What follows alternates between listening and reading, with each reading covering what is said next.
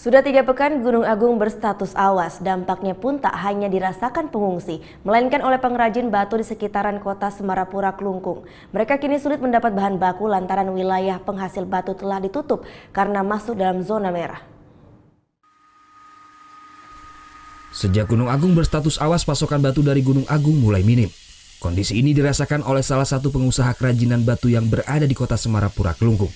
Sulitnya pasokan bahan baku lantaran wilayah penghasil batu sejak 3 pekan terakhir ditutup karena termasuk kawasan rawan bencana atau zona merah. Menurut pengrajin, jika di hari biasa ia mendapat pasokan batu hingga 2 truk, kini semenjak Gunung Agung berstatus awas, pengrajin hanya mendapatkan 1 truk saja. Harga bahan bakunya pun meningkat, dari semula 5 juta rupiah per truk menjadi 7 juta rupiah per truknya.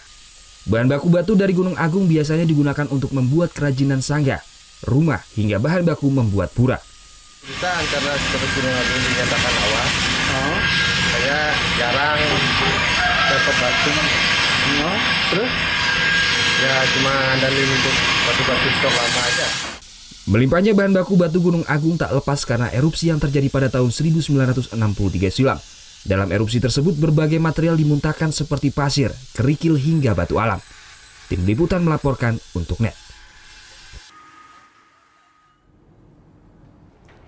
Thank you.